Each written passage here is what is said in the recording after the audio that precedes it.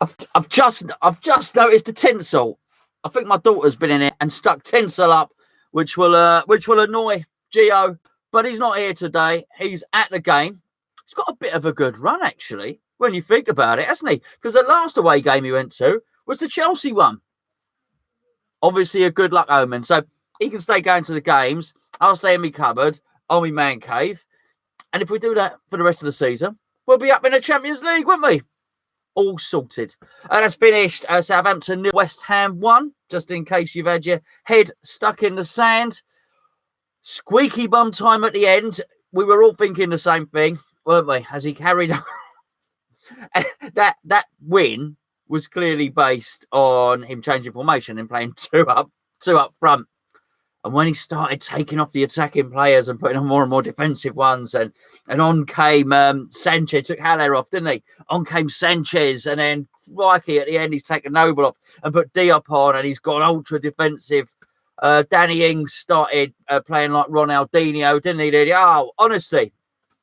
But anyway, it was fine. But do not tell me there's not one of you who didn't think that Southampton were going to score at the end. Thank goodness. I don't know what happened with David Martin. I'm glad whatever happened with David Martin happened. He certainly seemed to be wasting a bit of time. Got booked for time wasted at the end. And then did he fade an injury? I don't know. I don't care, really. Anyway, that wasn't in chronological order. Welcome, everybody, to the review. We'll go through it step by step, and we will deal with the players individually, as I like to do when it's just me on my own. Sat in the hot seat is I think that's the emotion of the day. That is just utter relief. We're not out of the woods. We're up into 15th. We saw all the other results happen today. But that's 4 points. We've got 4-point cushion, a bit of 4-point breathing space now from the relegation zone. So onwards and upwards. Who knows? Let's deal with this game as an isolated just an isolated game, and we'll deal with all the Pellegrini stuff at another time. Right. Okay. Got me notes. Ready to go. We started fast. Wasn't that an empty stadium, though? Did anybody else notice that? I reckon. I don't know what their stadium capacity is. 32,000 maybe. I wouldn't be surprised if there was low 20,000 in that stadium today. There are a lot of empty seats. So, yeah, I don't know why that would be. Maybe just because they're not doing particularly well. But anyway, first 10 minutes, I looked up on a television screen, and West Ham, and we had been absolutely dominant, had 82% of possession. I mean, that wasn't to go on and be a feature of the game, but we were the better team. And for the whole of that first half, we were the better team there. The story of the day is that Pellegrini, we don't know what happened with Anderson. Anderson wasn't even in the squad, wasn't on the bench, nothing. But Pellegrini started Sebastian Haller and Mikel Antonio up front. When I saw the team sheet, I thought, I bet he hasn't. I bet just Antonio's playing in Anderson's position, and it will just be 1 up. But it wasn't. It was 2 up. And I'll tell you now, if you want to go and have your dinner now, I'll do the spoiler now, just in case you haven't seen the game. Antonio was absolutely magnificent today. I thought he was wonderful. What a player. An absolute beast. Energy, strength, work rate, pace, desire, everything. Brilliant today. Gio likes to leave man of the match to the end. I'll tell you now, that's the man of the match. That's my man of the match anyway. But there were some other very, very good performers in today's game. We were aerially dominant in every facet of the game. Our defenders were dominant in the air. Midfielders dominant in the air. Forwards were dominant in the air. At the start of the game, it was just a feature. Haller was winning everything in the air. He was reinvigorated. He really was. Different player. He had someone close to him. He had some support. So you could tell he was motivated, wanted to do stuff. Kept on winning the ball in the air. But as I say, throughout we were dominant. Ref was... the ref was rubbish. Absolutely rubbish throughout, pretty much. I don't just mean just on us. I thought he got decisions wrong on both sides, actually. There were some big decisions, though. We're going to get to it now. Okay. 25 minutes. We've had... we should have had a penalty, basically. Not just one of our players was fouled. 2 of our players were fouled. Now, on initial inspection, I think the VAR may have been called for Bertrand fouling Sebastian Haller, which he absolutely did do. Then they started to rerun it, the VAR. So we're starting to look at it. We're seeing it again and again and again.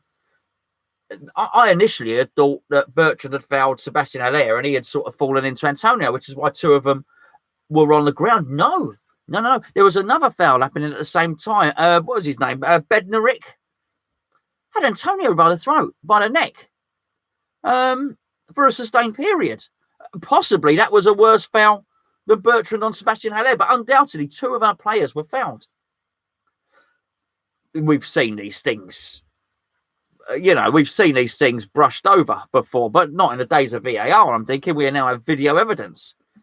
So the more times I saw it, the more certain I became, well, that's a penalty. They didn't give the goal. They didn't give the penalty.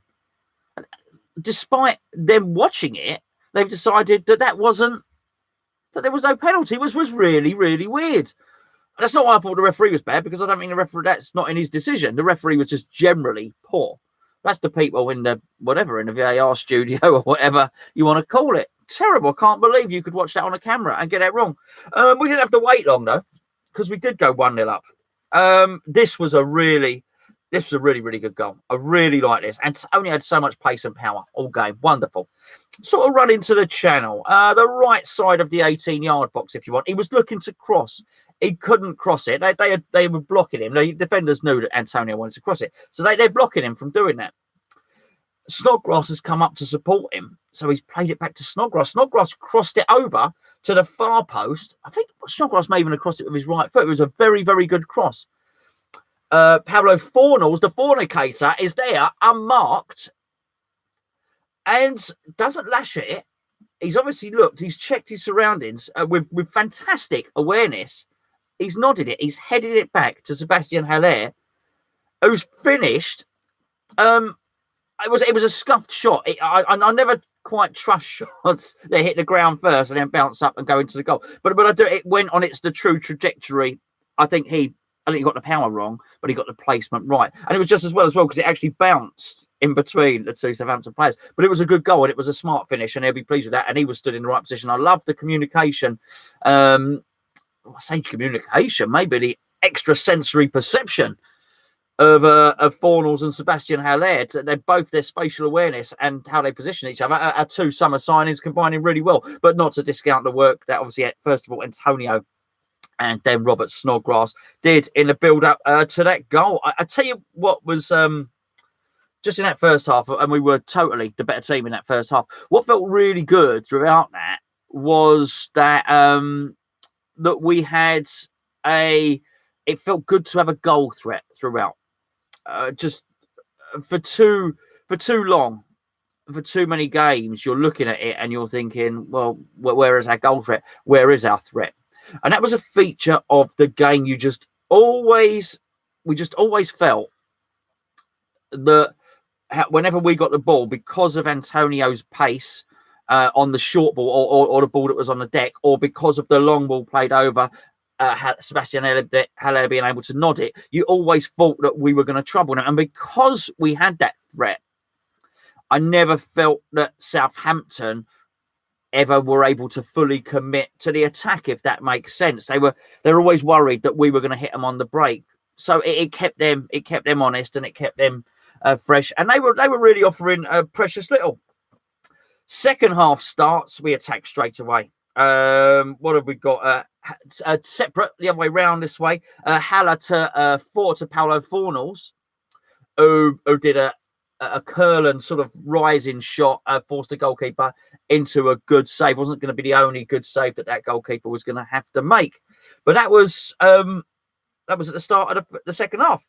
I've actually written down on my notes here, goal. And there wasn't a goal. So it was ruled out for VAR. Antonio, again, some good play. So the ball's played up to Sebastian Haller. He's contesting the ball in the air with the defender, but he's come very deep for it. Now, I'm not sure. I'm not sure whether it comes off Haller's head or the defender's head. Fornals is reading the second ball, though. and he picks up on it really well. Intelligently flicks the ball forward to Antonio. It was all, Antonio, brutish strength, chest out, pace, bang. Unfortunately, he's not got the best control sometimes, Antonio. It's sort of bounced up a little bit. It's hit him on the arm. The finish was beautiful, by the way. Powerful, low, way past the keeper. No goal. VAR ruled that out. No problem at all, by the way. Just in case if any Southampton fans think I'm moaning about the first VAR, that we should have had a penalty, I've got no problem with that handball one at all. Bounced up. If that had been against us and someone had charged through and the ball had bounced up and hit their hand and then they scored against us, I'd be moaning about that, I can tell you. So I've got no problem. But, it was a bit of a shame. Danny Ings then hit the bar. He then hit the post. He then had a good goal ruled out, or so I thought. Anyway, what happened? It was suggested that he had fouled Yarmolenko. I don't think he did. I don't think he did foul Yarmolenko. I thought it was. I was going to say a combat sport. It's not combat sport, is it? It's a contact sport, a little bit of contact. He finished really, really well. So we were lucky there. As I say, that was a point where he was looking really good, looked like Ronaldinho at that point. But we're into the latter parts of the second half at this point, and they're coming more and more into it. Just at the point, I think we're getting deeper and deeper. By this point, so obviously Yarmolenko had come on from Snodgrass. I should probably point that out. Haller forced a great save, a really smart header for the keeper. Is that McCarthy? Whatever his name is. The keeper's got down really low, one-handed save. Excellent, by the way, excellent save. So that was good. So that shows how in the game Haller still is. Moments later, really nice build-up between Fornals, Antonio, and Haller sets up Yarmolenko, who blasted over. So Haller's in the game at this point. Pellegrini takes Haller off for Sanchez. We know what he's doing. And let's be honest, okay? Let's be honest with ourselves. Much as it frustrated us all, his tactics worked. But at the time, well, they worked because we got the 1-0 win. But no. It just invited them onto us. And we finished up the game. West Ham win the game. Southampton had quite a lot of time in our box. But you know what? We defended manfully. We were a little bit lucky. There was one particular bit where the ball was flicked over by I can't think what the geezer's name is now. He used to play at Barcelona, he used to play for Chelsea. Ball dead, flicks it over, and it was Che Adams who should really have tried to volley it in the goal. I think we're lucky that wasn't Danny Ings in that position, because I think he probably would have done it. Possibly would have been a goal, but he didn't. He was obviously not confident in his own ability, judging by what Mike said in the preview. He's probably right, because he really doesn't have much ability. 1-0 win to West Ham. Up to 15th. Squeaky bum at the end. Happy days. The feature of the story of the day, the story of the day, should I say, the story of the game, finally got there, was the 2 up front. It was amazing. I've got to say, I thought it was well, I say amazing. It was what it should have been. It's no, listen, any watcher of this channel would tell you, I've been saying for quite some time, I've defended Sebastian Haller, and because just thought he was isolated. I was saying on a cup of tea with Gio the other day, I don't think he's the type of player that is able to necessarily, he's not Roy Keane. He's not going to be 1,000,000% motivated all the way throughout the game. If he's up there on his own, his head starts to drop. Is that ideal? No, it's not ideal.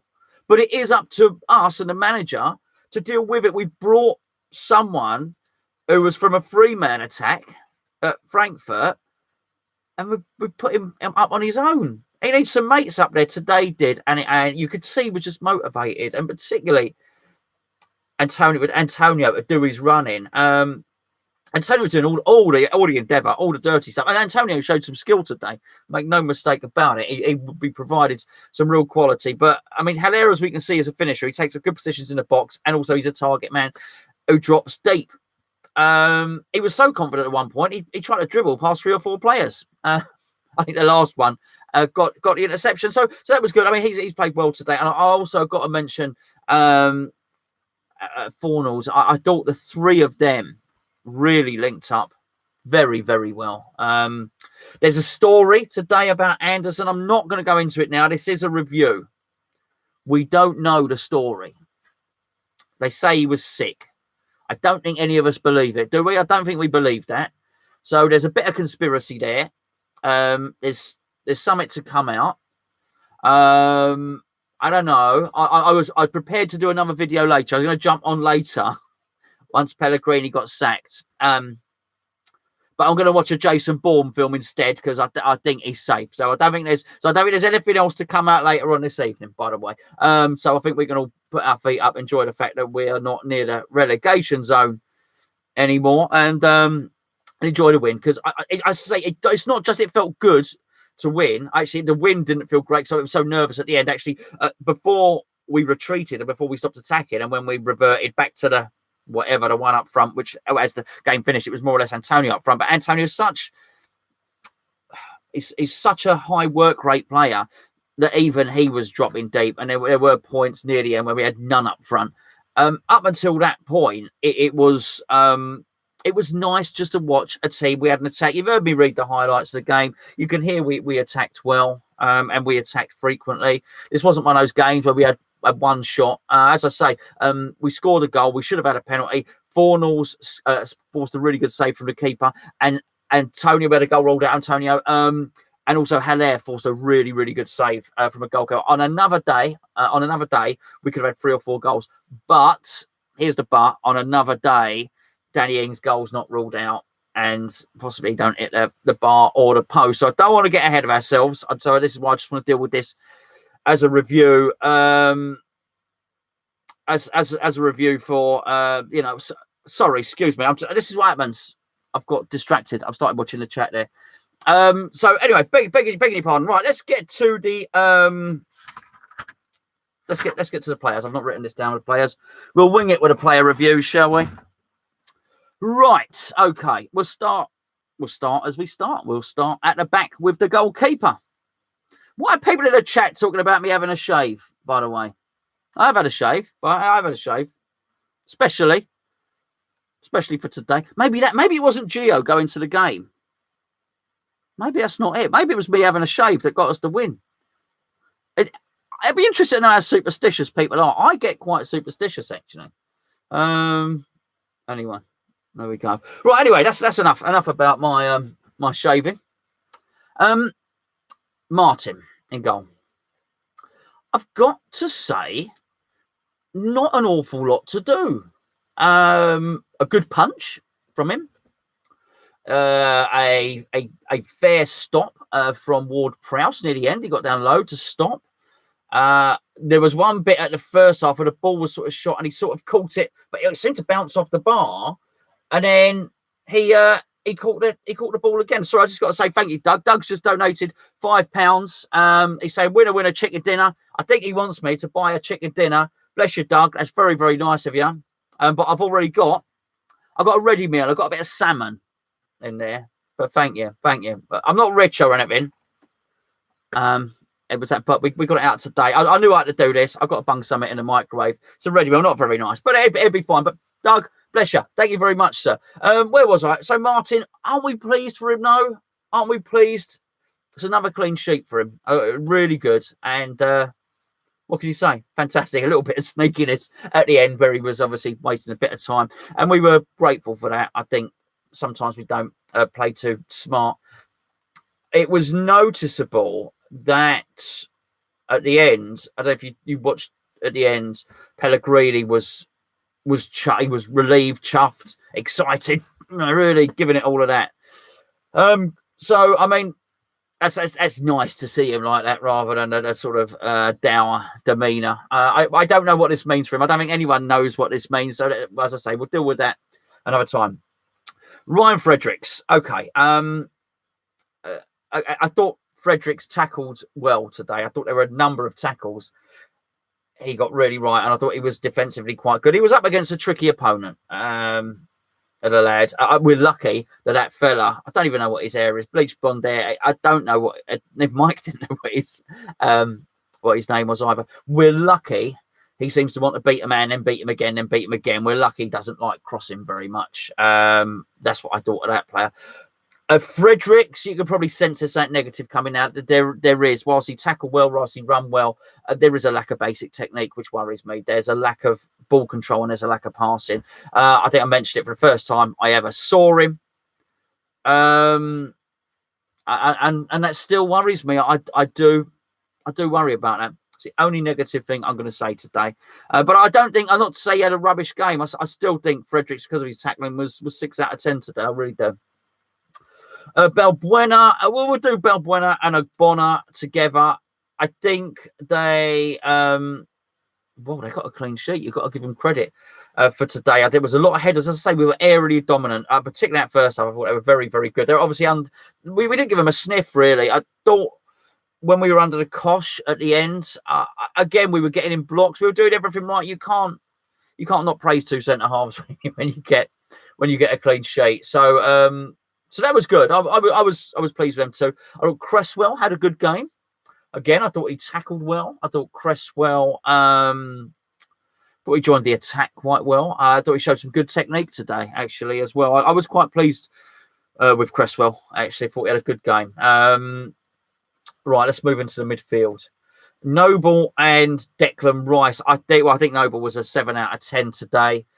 I thought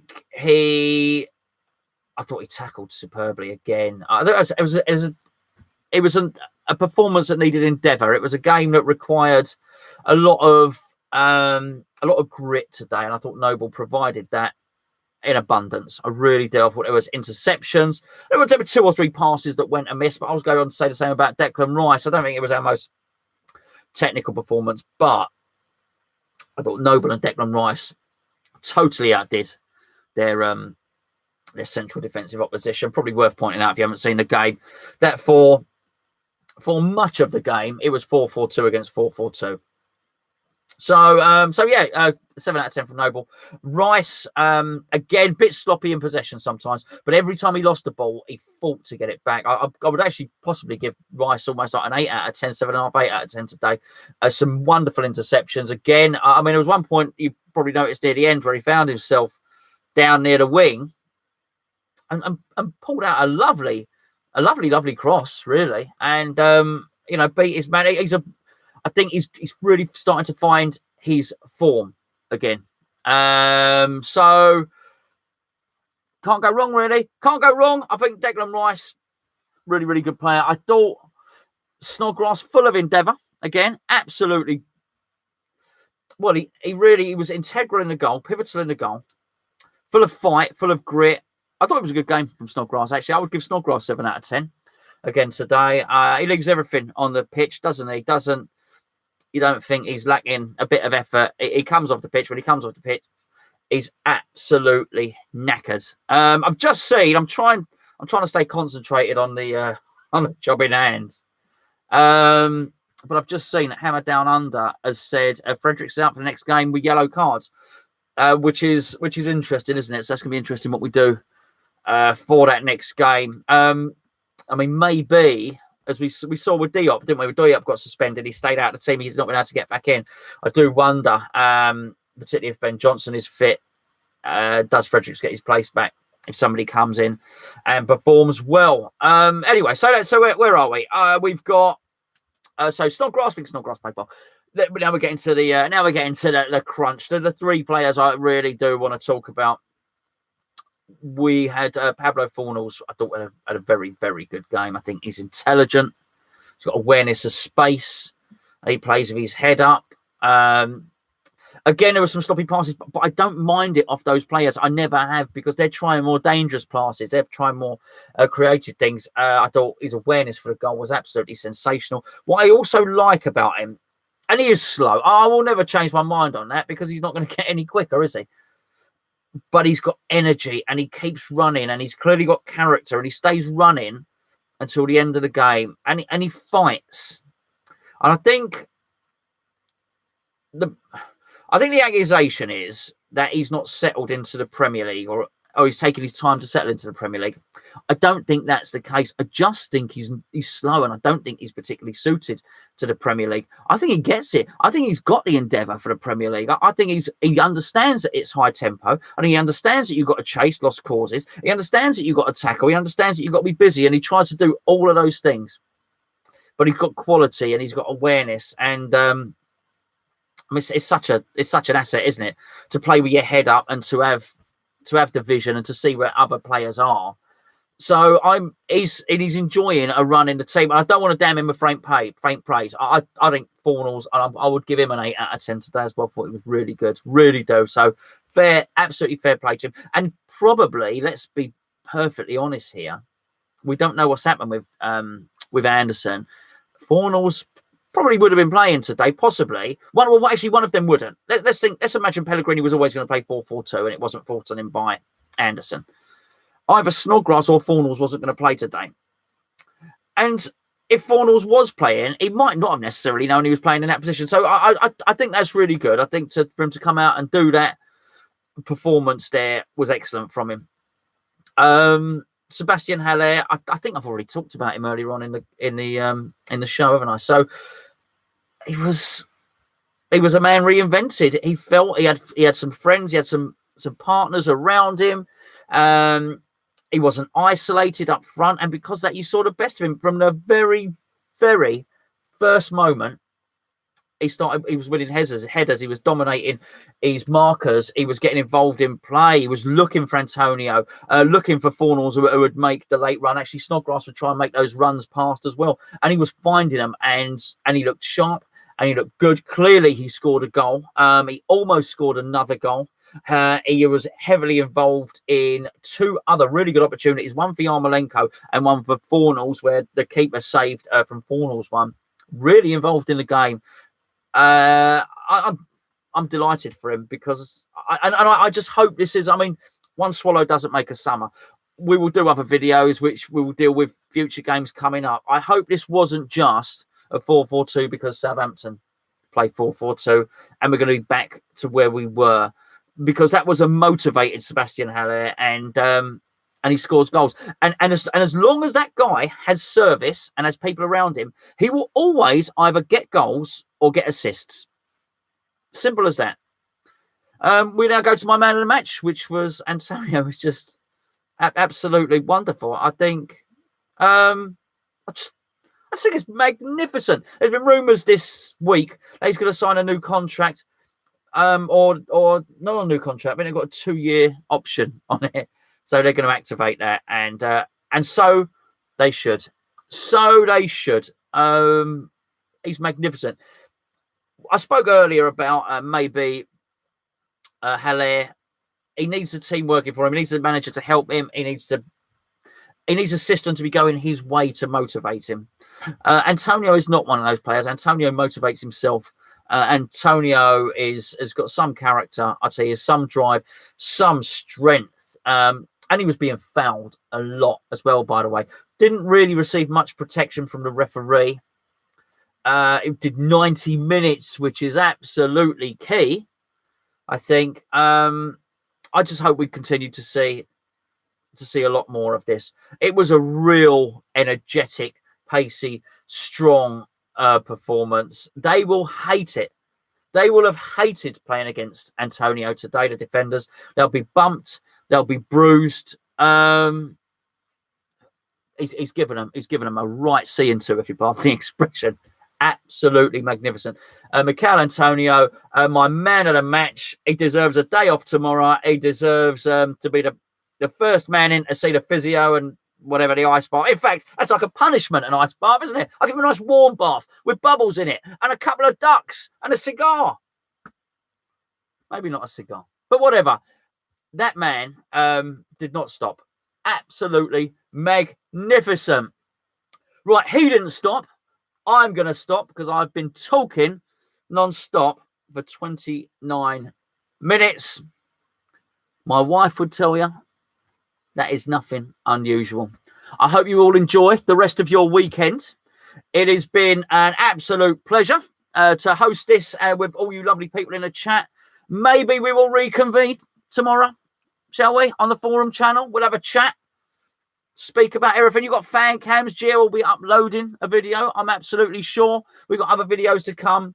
I'll tell you what, I'll jump on about lunchtime tomorrow and we'll do a live with Gonzo on the forum channel. We'll have a chat. You can tell me what you think. Maybe a story breaks overnight about Anderson or something like that. I'm quite sure that Pellegrini has made his job safe. I'll be interested to see what you think of that. As I say, this is a feel-good video with tinsel because West Ham have won. I've certainly got my own opinions on that. Have a very, very nice... What's the time? 8 o'clock. Whatever you're going to do for the rest of the evening. You've got a couple of hours for Match of the Day. Go and watch a film. Have a bite to eat. And then you can actually watch us win on Match of the Day. I say a couple of hours. It won't be a couple of hours because there will be every other sod will be before us on Match of the Day. It's always the way. We only won 1-0 today. But I think we're more or less a halfway stage in the Premier League, by the way. And at a halfway stage, in terms of games, I think, I might be wrong, but I think we are about halfway. We have pretty much half the points we need to avoid relegation. Not why we started the season. I know. Anyway, you've got fan cams and stuff to watch. I'll leave you to it. I'll see you tomorrow. Forum channel, links in the description below. If you're not subscribed to the forum channel, click on that. We'll do a live with Gonzo tomorrow. We'll have a good old chat. And yeah, have a lovely evening. See you later. Thanks for tuning in.